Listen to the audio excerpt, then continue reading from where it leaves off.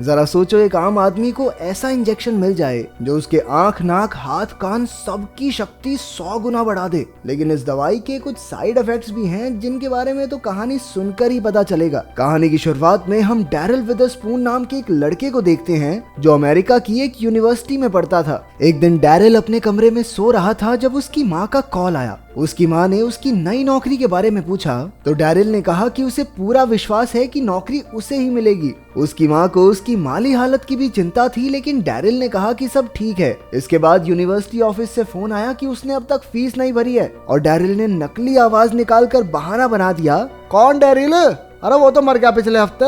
फिर उसने इधर उधर भटक कर पैसे जुटाने शुरू किए। उसने पैसों के लिए ब्लड बैंक में काफी खूनदान कर दिया जिसकी वजह से वो बेहोश हो गया। इसके बाद उसने स्पर्म बैंक जाकर भी खूब मेहनत की। इसके बाद वो बालों के सलून में बाल बेचने पहुंच गया, लेकिन उसके मालिक ने उसे धक्के मारकर निकाल दिया। रात को उसका रूममेट टिम आया और उसने कहा, भाई वो मकान मालिक किराया मांग रहा है, बात कर लियो उससे। अगले दिन यूनिवर्सिटी की कैंटीन में भी डैरिल काम कर रहा था जब उसकी क्लास के एक लड़के स्कॉट ने आकर कहा कि चाहे डैरिल जितनी मर्जी मेहनत कर ले लेकिन नौकरी तो उसे ही मिलेगी। ऐसा इसलिए क्योंकि स्कॉट के पास उस नौकरी के लिए सारी जरूरी चीजें मौजूद हैं। अचानक जैनिस नाम की एक खूबसूरत लड़की वहां आई और उसे देखते ही डैरिल अपना दिल खो बैठा। इसके बाद डैरिल की क्लास में रैंडल टाइसन नाम का एक आदमी उसी कंपनी की तरफ से आया था जिसकी नौकरी डैरिल और स्कॉट दोनों पाना चाहते हैं। उसने कहा कि नौकरी के लिए उनके पास बेहतरीन मार्क्स होने चाहिए, उन्हें कई प्रोग्राम्स और पार्टीज में भाग लेना होगा और कैंडिडेट को खेल कूद में भी आगे होना चाहिए। इसके अलावा उन्हें कंपनी के बारे में मोटी मोटी नॉलेज भी होनी चाहिए। स्कॉट के पास ये सारी चीजें थी। रैंडल ने कहा कि क्योंकि एक ही आदमी की जगह खाली है तो 5 फाइनलिस्ट में से सिर्फ एक को चुना जाएगा। इसके बाद प्रोफेसर ने क्लास शुरू की जिसमें स्कॉट और डैरिल के बीच किसी बात पर बहस छिड़ गई। बाद में डैरिल आइस हॉकी कोच के पास पहुंचा क्योंकि उसे नौकरी के लिए खेल में भी हिस्सा लेना होगा, लेकिन डैरिल ने आज तक ये खेल नहीं खेला था इसलिए कोच ने मना कर दिया। फिर डैरिल ने अपने रूममेट टिम से मदद मांगी क्योंकि वो तो हॉकी टीम का कैप्टन था। टिम की सिफारिश पर जब कोच ने उसे खेलने का मौका दिया तो डैरिल एक भी गोल नहीं रोक पाया। फिर कैंपस के ग्राउंड की सफाई करते हुए डैरिल को एक इश्तेहार दिखाई दिया। उस सेमिनार में एक औरत ने उन्हें एक नए इंजेक्शन के बारे में बताया जो इंसानों की इंद्रियों की ताकत को काफी हद तक बढ़ा सकता है। लेकिन जब उसने इस दवाई के साइड इफेक्ट्स के बारे में बताया तो एक एक करके सारे बच्चे उठकर चले गए। आखिरकार कमरे में सिर्फ डैरिल ही पड़ा सो रहा था। उसने पैसे कमाने के चक्कर में बिना सारी बात सुने टेस्ट के लिए हाँ कर दी। फिर वो डॉक्टर थॉमस के ऑफिस में पहुंचा जहां डॉक्टर ने कहा कि डैरिल को एक एक करके उस दवाई के 6 इंजेक्शन लेने होंगे। डॉक्टर ने कहा कि शुरुआत में उसका संतुलन बिगड़ सकता है इसलिए उसे बच के रहना होगा। बाद में डैरिल एक पार्टी में हिस्सा लेने पहुंचा ताकि वो नौकरी के लिए तजुर्बा इकट्ठा कर सके। वहाँ उसकी मुलाकात जैनिस से भी हो गई जो उसके साथ डेट पर चलने के लिए मान गई। वहाँ पर स्कॉट भी मौजूद था जिसने उसकी बेइज्जती करके उसे पार्टी से भगा दिया। घर लौटकर डैरिल ने ड्रग का पहला इंजेक्शन अपने पिछवाड़े पे ठोक दिया। अगली सुबह जब प्रोफेसर सबका टेस्ट लेने लगा अचानक उसी वक्त डैरिल पर ड्रग का असर होने लगा। उसकी देखने और सुनने की ताकत इतनी ज्यादा हो गई कि उसे पेंसिल की आवाज, हीरे की चमक जैसी कई आम चीजों से दिक्कत होने लगी। परेशान होकर वो अजीबोगरीब हरकतें करने लगा। जब प्रोफेसर ने उसे रोकना चाहा तो उसे मिर्गी का दौरा पड़ गया। इसके बाद वो सीधा डॉक्टर थॉमस के पास शिकायत लेकर गया। डॉक्टर ने उसे हौसला दिया कि दवाई ने अपना काम दिखाना शुरू कर दिया है और थोड़े ही समय में उसका शरीर इस दवाई को अपना लेगा। डॉक्टर ने कहा कि डैरिल को प्रैक्टिस करके अपनी इस ताकत पर कंट्रोल करना होगा। ड्रग के असर से परेशान होकर डैरिल ने अपने कान, नाक सब बंद कर लिए, लेकिन फिर भी कोई फायदा नहीं हुआ। बेचारा उस नौकरी के लिए फाइनलिस्ट भी नहीं बन पाया। लेकिन धीरे धीरे वक्त के साथ उसने अपने शरीर पर काबू पा लिया। इसके बाद कंपनी ने 5 फाइनलिस्ट के लिए पार्टी रखी जहां डैरिल वेटर का काम कर रहा था। वहां उसने अपनी नई ताकत से जजेस को प्रभावित कर दिया और आखिरकार उन्होंने डैरिल को 6ठा फाइनलिस्ट बना दिया। इसके बाद वो एक पार्टी में पहुंचा जहां उसने जैनिस को अपनी सहेली तान्या के साथ बाथरूम जाते हुए देखा। उसने अपनी शक्तियों के इस्तेमाल से उनकी सारी बातें सुन ली। जैनिस कह रही थी कि उसे समझदार और नेक दिल लड़के पसंद हैं। उसके बाहर आते ही डैरिल ने उससे फ्लर्ट करना शुरू कर दिया और दोनों जैनिस के घर की ओर निकल पड़े। वहां पहुंचकर उन दोनों ने जल्द ही डिनर पर जाने का प्लान बनाया। बाद में कमरे में टिम ने डैरिल को दवाई का इंजेक्शन लेते हुए देख लिया और उसे लगा कि डैरिल अब नशे नुशे करने लग गया है। अगले दिन गेम में डैरिल ने बढ़िया तरीके से आइस हॉकी खेलकर कोच को खुश कर दिया।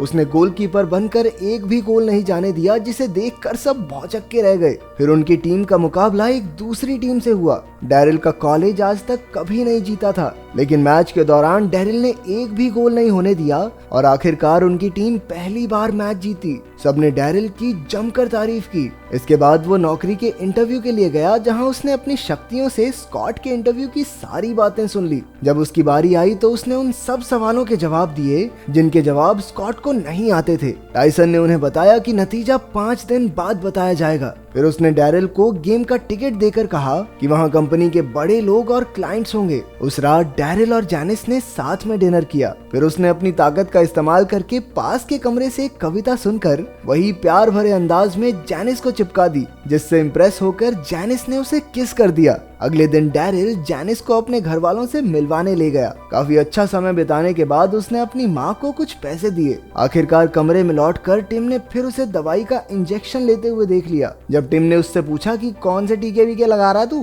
तो डैरिल ने एकदम सच बता दिया, लेकिन टिम को उसकी बात पर विश्वास नहीं हुआ। खुद को सही साबित करने के लिए डैरिल ने एक और इंजेक्शन लगा लिया और अगली सुबह जब वो उठा तो उसका पूरा शरीर एकदम सुन्न पड़ा था। उसे जमीन पर बेसहारा पड़ा देख टिम ने नशा छुड़वाने वालों को फोन कर दिया। उधर डैरिल फिर से डॉक्टर थॉमस के पास पहुंचा और डॉक्टर ने बताया कि डबल डोज की वजह से उसका शरीर सुन्न पड़ गया है। इस वजह से उसकी 5 में से सिर्फ 4 ही इंद्रियां काम कर रही हैं और 5वीं बार बार बदलती रहती है। इससे बचने के लिए डैरिल को 3 दिन तक बिस्तर में रहना होगा ताकि ड्रग खुद उसके शरीर से निकल जाए। लेकिन डैरिल को तो कल ही मैच में कंपनी वालों से मिलने जाना है। वो अगले दिन गेम में टाइसन के साथ बैठा था, जहां क्लाइंट्स भी मौजूद थे। अचानक उसकी सुनने की शक्ति बंद हो गई और जब सब नेशनल एंथम के लिए खड़े हुए तो वो बियर मंगवाने लगा। जब वो वापस आने लगा तो भाई साहब की आंखों की रोशनी चली गई और वो गलत जगह बैठ गया। उसकी हरकतें देखकर क्लाइंट की तो हंसी ही नहीं रुक रही थी। जब उसे दिखाई देने लगा तो एक प्लेयर ने उसे उठाकर